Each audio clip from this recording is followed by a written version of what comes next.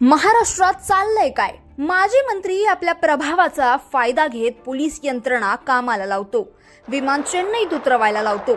मग बीड मधला फरारी आरोपी सापडायला वेळ का लागतो? परभणीतील कोठडी मृत्यू प्रकरणात पोलिसांना ऍक्शन मध्ये यायला वेळ का लागतो? गृह खात्याचा गैरवापर सुरू आहे का? मंत्र्यांच्या मुलांचं बँकॉक कनेक्शन काय आहे? काँग्रेस नेते राहुल गांधी यांना त्यांच्या विपश्यनासाठी थायलंड बँकॉक भेटीवर ट्रोल करणारे ट्रोल माजी मंत्र्यांच्या बँकॉक वारीवर गप्प का आहेत?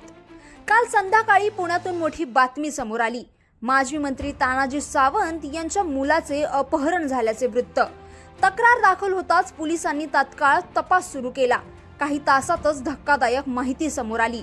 अपहरण नाही तर मित्रांसोबत बँकॉक वारी. माजी मंत्री तानाजी सावंत यांचा मुलगा ऋषीराज आपल्या 2 मित्रांसोबत खासगी विमान भाड्याने घेऊन बँकॉककडे निघाला. घरून नेहमीच्या वापराची कार न घेता ऋषीराज मित्रांसोबत थेट विमानतळाकडे गेल्याचं ड्रायव्हर कडून कळताच तानाजी सावंत यांनी मुख्यमंत्र्यांना फोन करून सर्व पोलीस यंत्रणाच कामाला लावली.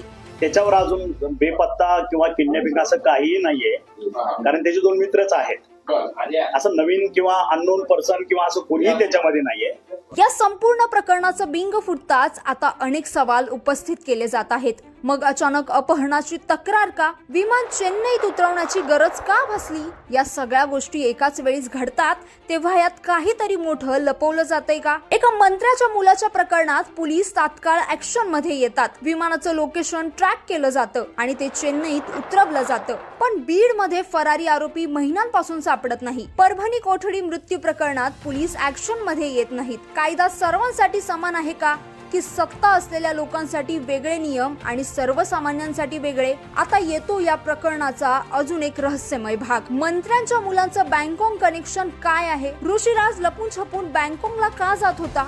याआधी काँग्रेस नेते राहुल गांधी विपश्यना साधनेसाठी बँकॉक थायलंडला गेले तेव्हा भाजपच्या ट्रोल सेनेनं त्यांच्यावर टीका केली. पण आता महायुतीतील एक माजी मंत्र्यांचा मुलगा मित्रांसोबत बँकॉकला जातं तेव्हा मग ट्रोल गँग गप्प का? मंत्र्यांच्या एका कॉलवर पोलिसांची मशिनरी वेगाने हलते, पण सामान्य नागरिकांसाठी हीच व्यवस्था इतकी संथ का असते? तुम्हाला काय वाटतं? तुमच्या प्रतिक्रिया कमेंट मध्ये नक्की लिहा.